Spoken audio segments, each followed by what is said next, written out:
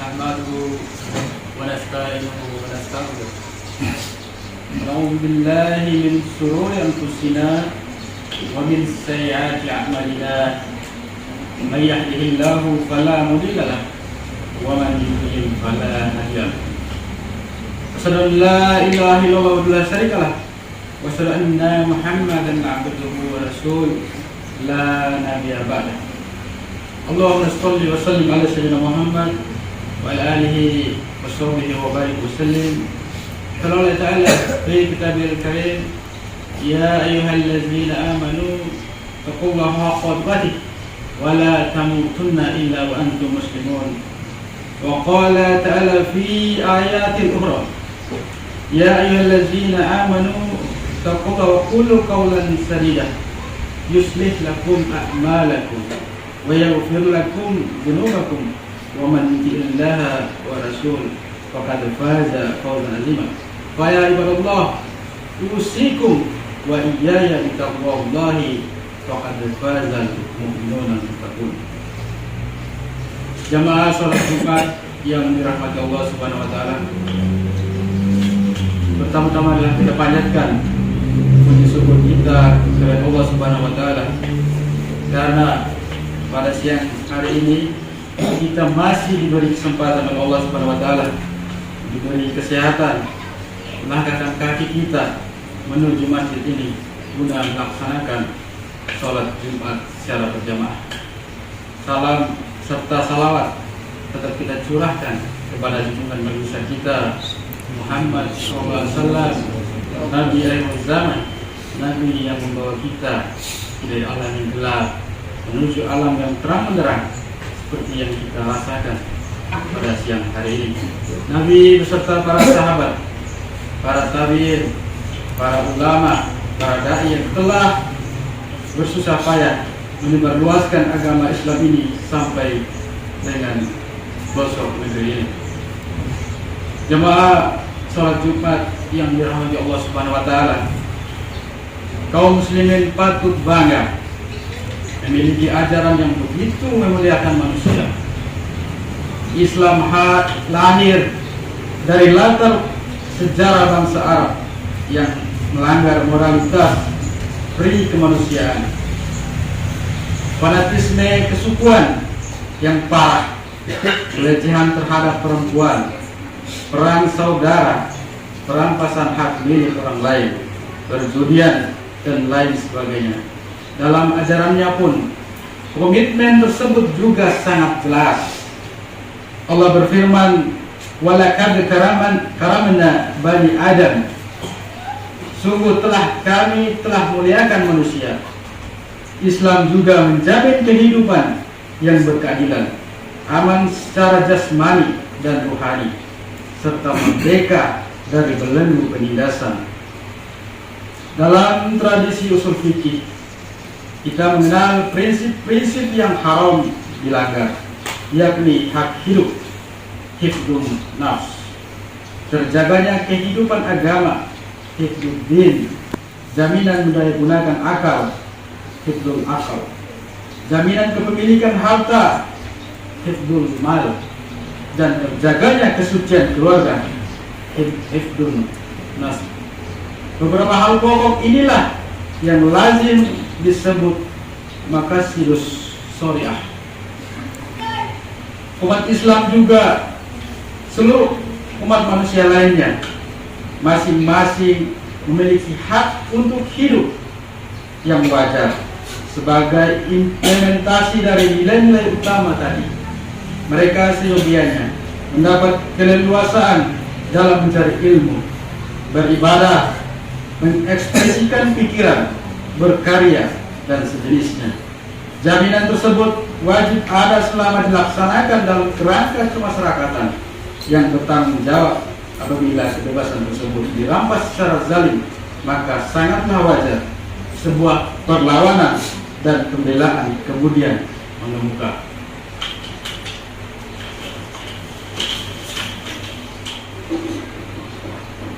Uzinnal lazina yuqatalu bi annahum zulimu wa innallaha ala nasrihim laqadirun allazina uhriju min diyarihim bi ghairi haqqi illa an yaqulu rabbana Allah, yang artinya telah diizinkan berperang bagi orang-orang yang diperangi karena sesungguhnya mereka telah dianiaya, dan sesungguhnya Allah benar-benar Maha Kuasa menolong mereka itu. Yang teraniaya itu adalah orang-orang yang telah diusir dari kampung halaman mereka tanpa alasan yang benar, kecuali mereka berkata, Tuhan kami hanyalah Allah Subhanahu wa Ta'ala. Jika kita perhatikan secara sesama, surat Al-Hajj ayat 39 sampai dengan 40 ini menegaskan bahwa setiap orang memiliki hak atas kampung halaman, rumah tempat tinggal, tanah air yang dalam bahasa Al-Quran disebut diyarihim, berasal dari kata dar, rumah. Sebab itu tatkala mereka diusir atau dirampas hak-haknya, Allah memberi kewenangan mereka untuk membela diri. Mengapa demikian? Karena kampung halaman atau tanah air adalah tempat berpijak untuk melaksanakan kehidupan secara wajar dan aman sebagai manusia yang dimuliakan di muka bumi. Tanah air adalah tempat untuk mencari nafkah, makan, berkeluarga, menunaikan kewajiban agama, bermasyarakat, mengembangkan pendidikan, dan seterusnya. Jamaah salat Jumat yang dirahmati Allah Subhanahu wa Ta'ala, begitu pula yang diteladankan Rasulullah Nabi Muhammad SAW bersama para sahabat berjuang keras melindungi hak-hak mereka. Mereka berperang bukan semata hanya untuk menyerang. Mereka berperang karena sedang diserang dan melawan kezaliman kaum muslim Quraisy yang merenggut kebebasan kaum muslim dalam bertauhid dan hidup tanpa gangguan siapapun.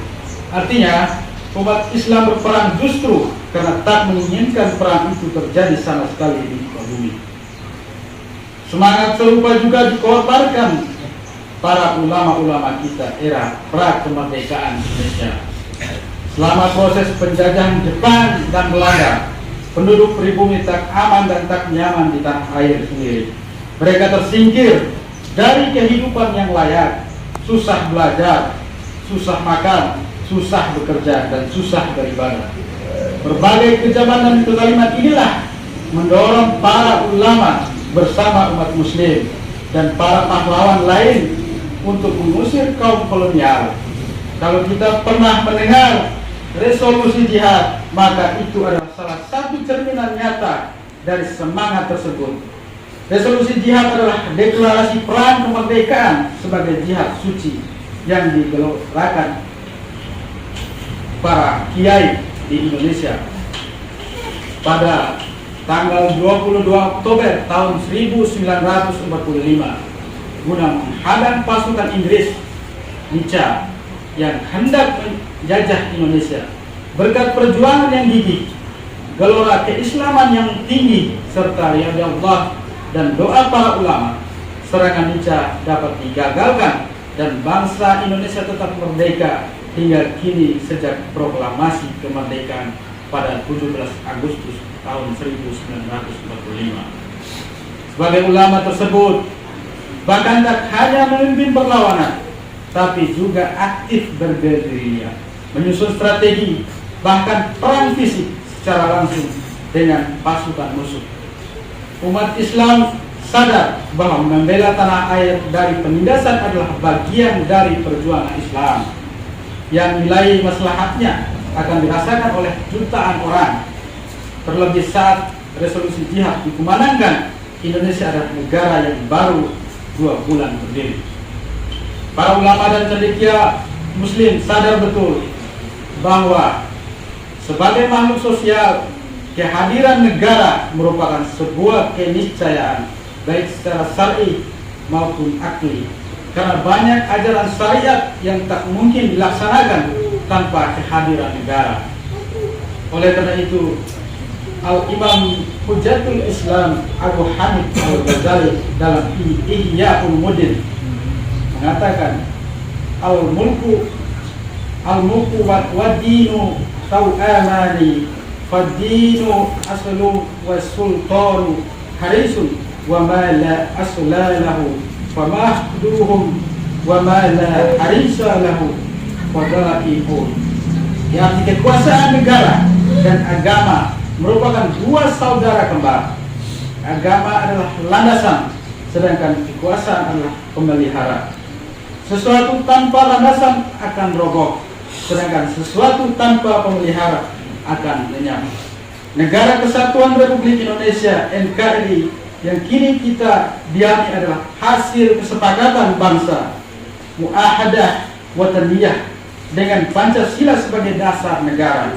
Ia dibangun atas janji bersama, termasuk di dalamnya mayoritas umat Islam. Bahkan sebagian perumus Pancasila adalah para tokoh dan ulama Muslim. Karena itu, sebagai penganut agama yang sangat menghormati janji, seluruh umat Islam wajib menaati dasar tersebut.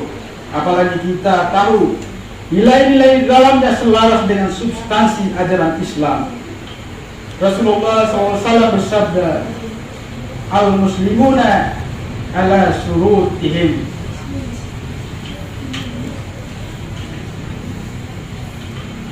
yang artinya kaum muslimin itu berdasar pada syarat-syarat atau kesepakatan mereka.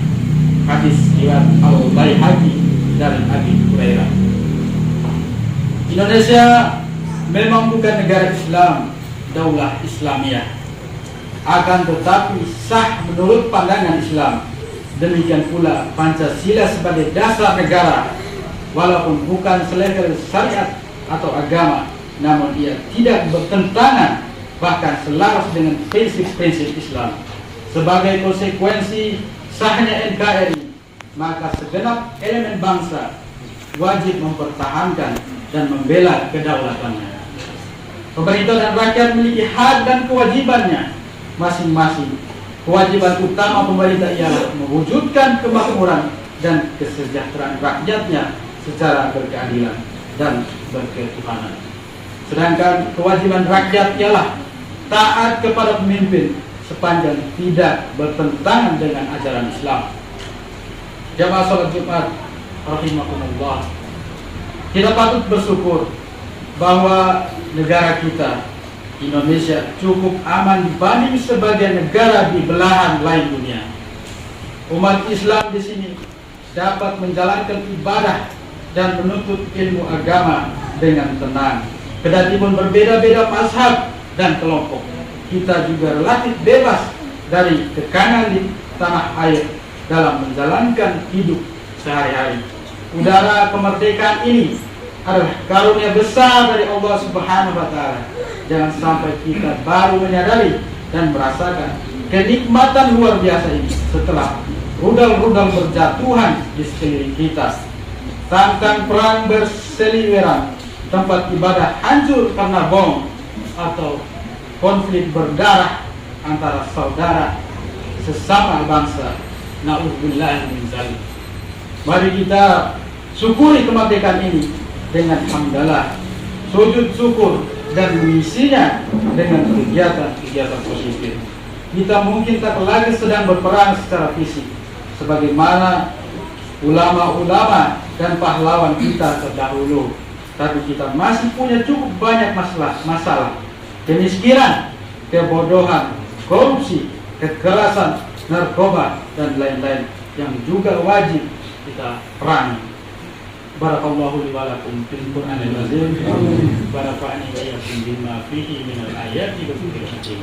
Marhaban minni wa minkum tilawatahu innahu was-sami'ul alim. Qul hadza astaghfirullaha li wa lakum wa lisa'iril muslimin wal muslimat wal mu'minina wal mustaghfiru innahu huwal ghafurur rahim. Alhamdulillah wassalatu wassalamu ala rasulillah wala haula wala quwwata illa billah. Wa asyhadu an la ilaha illallah wahdahu la syarika lah wa asyhadu anna Muhammadan abduhu wa rasul la nabiyya ba'dah. Allahumma shalli wa sallim ala sayyidina Muhammad wa ala alihi wa sahbihi wa barik wa sallim. Qala Allah ta'ala fi kitabihil karim, a'udzu billahi minasy syaithanir rajim. يا أيها الذين آمنوا اتقوا الله حق تقاته ولا تموتن إلا وأنتم مسلمون. وقال تعالى في آيات أخرى إن الله وملائكته يصلون على النبي يا أيها الذين آمنوا صلوا عليه وسلموا تسليما. اللهم صل على محمد وعلى آل محمد كما صليت على إبراهيم وعلى آل إبراهيم وبارك على محمد وعلى آل محمد كما باركت على إبراهيم وعلى آل إبراهيم في العالمين إنك حميد مجيد. اللهم اغفر للمسلمين والمسلمات والمؤمنين والمؤمنات الأحياء منهم والأموات برحمتك يا أرحم الراحمين. ربنا لا تزغ قلوبنا بعد إذ هديتنا وهب لنا من لدنك رحمة إنك أنت الوهاب. ربنا آتنا في الدنيا حسنة وقنا عذاب النار. عباد الله أوصيكم بنفسي وتقوى الله وتقوى المتقون إن الله يأمركم بالعدل والإحسان وإيتاء ذي القربى وينهى عن الفحشاء والمنكر والبغي يعظكم لعلكم تذكرون. فاذكروا الله يذكركم ويغفر لكم ولا ذكر الله أكبر.